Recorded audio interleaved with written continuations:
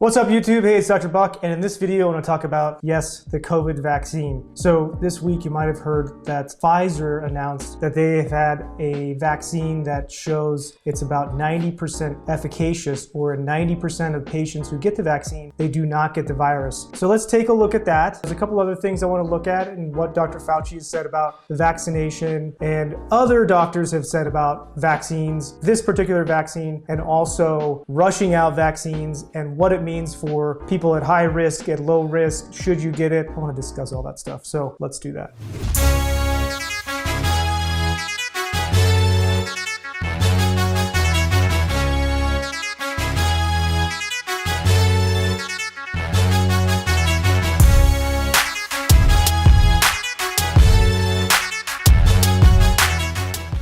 Okay, so here's the CNN article I have here. It says Pfizer says that early analysis shows its COVID-19 vaccine more than 90% effective. So let's take a look at this. Pfizer did a study with over 43,000 volunteers, which is fantastic. That's a lot of volunteers obviously getting the vaccination. So it found that only about 10% of the patients that got the vaccine were getting the virus as well. And more than 90% of the cases that had the virus were in patients that were given a placebo or not the vaccination. So I don't know the details of the study. Actually, nobody knows the details of the study quite yet. So on Sunday, the CEO of Pfizer came out with this information. They hadn't actually seen the study yet, but their researchers, their internal researchers had reported these numbers. This study has not been examined by any other researchers besides the people inside of Pfizer so far. So the vaccine is two parts. You get one on day one, obviously, and then one on day 7, and then you are supposedly vaccinated at day 28. So it's not right away, but obviously vaccinations do take time. Anyways, there's a lot of vaccinations that are multiple parts, so that's not really that strange. But in an interview with CNN medical correspondent Sanjay Gupta, the Pfizer CEO, Alberto Bourla, called the vaccine the greatest medical advance in the world's last 100 years. That seems extremely bullish on your own company. Anyways, so that is the article from CNN and what the vaccination is about. So this was a Medscape article. Here's Fauci saying November 10th, US could begin distributing the COVID vaccine by the end of the year, which is a little interesting. I think that, obviously the patients who are at high risk for developing morbidity, mortality from this virus, this is a fantastic thing. And those patients are probably like, hey, I want the vaccination as soon as possible. Other people, obviously there's a lot of folks that are hesitant about vaccinations, and I can understand that. And yes, we do have a lot of vaccinations that save lives for sure. There are some questions out there about other vaccinations, whether they cause serious problems or not.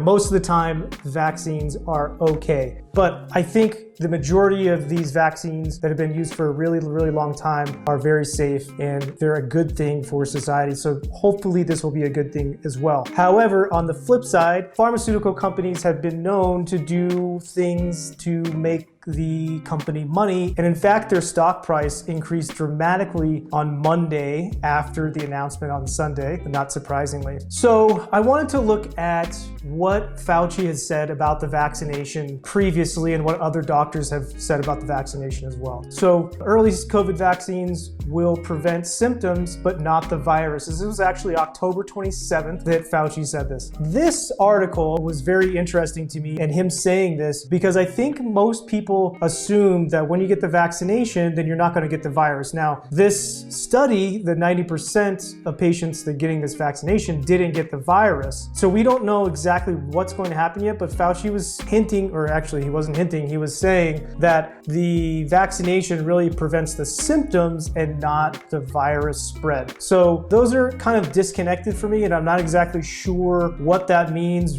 what he meant by that. I was very surprised by that, because I would assume that if you're getting vaccination, then you don't get the virus, you're not passing the virus. And I think a lot of other people also believe that if that's going on, then you can go back to doing the stuff you want to do. You can take your mask off, you can go, gather with more than 10 people at a time. and nobody's going to look at you like you're the devil if you pass within 4.5 feet instead of 6 feet, at the grocery store.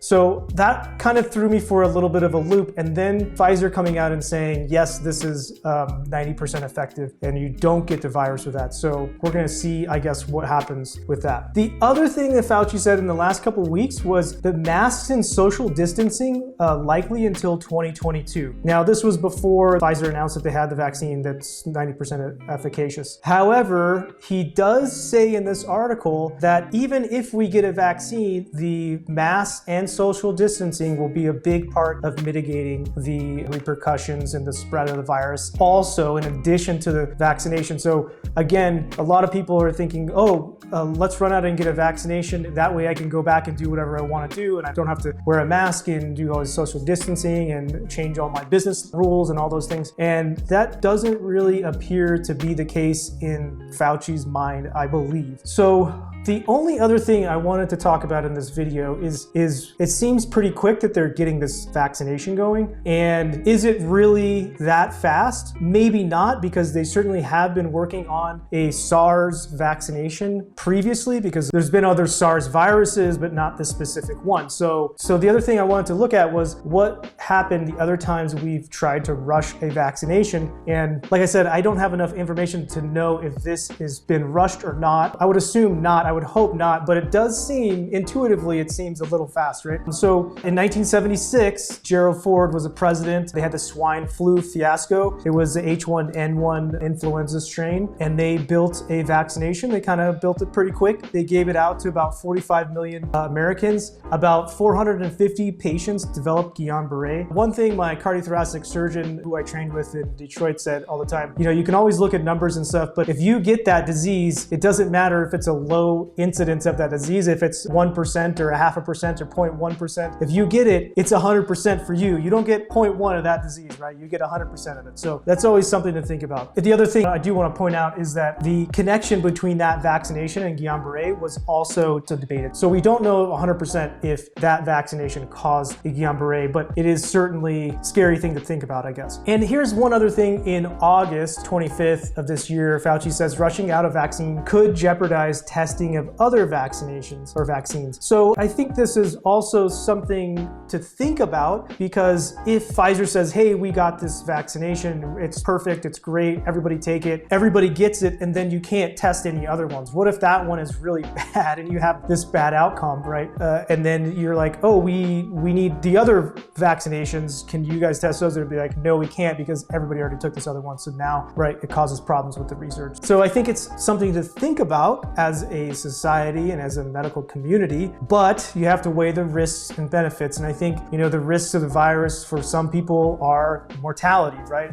Or severe morbidity. So that's not great. And if you have something that's working and it appears to be working and it's been tested and everybody agrees, right? And it's been given some time, then I would say, yes, definitely we need to get that vaccination out to these patients. But if it's rushed, if it's not done properly, if it's not tested, if it causes problems to those patients who get the vaccination, then that's not cool, right? And so I think as long as we're doing this in a reasonable manner, in a reasonable time frame, then I totally support it. But if this is something that is going to make Pfizer a lot of money and increase the stock, and they rush it because they see a big opportunity. So I think we got to be careful with that. We've had problems in the past with other pharmaceutical companies. So especially the opioid epidemic, because they put out a lot of research saying OxyContin was not addictive and it should be pushed, and they pushed a ton of it. And we have a huge problem right now, and they just actually got sued and had to pay out like $8 billion, although they made like 40 or 30 or something billion. So we just need to make sure that these pharmaceutical companies are doing the right thing, taking their time and not trying to beat everybody else, because that's the other thing, is they are in competition with each other and everyone's going to try to beat the other one to the punch, because whoever makes this vaccination first is going to be the winner, right? And so it's a scary thing to think about in that sense, but I think that we should take those things into consideration when distributing the vaccination to the public. So those are my thoughts on that. I want to know your thoughts. Would you guys get a vaccination if it was offered like January or February or March of next year, even by April maybe, which seems pretty quick in the realm of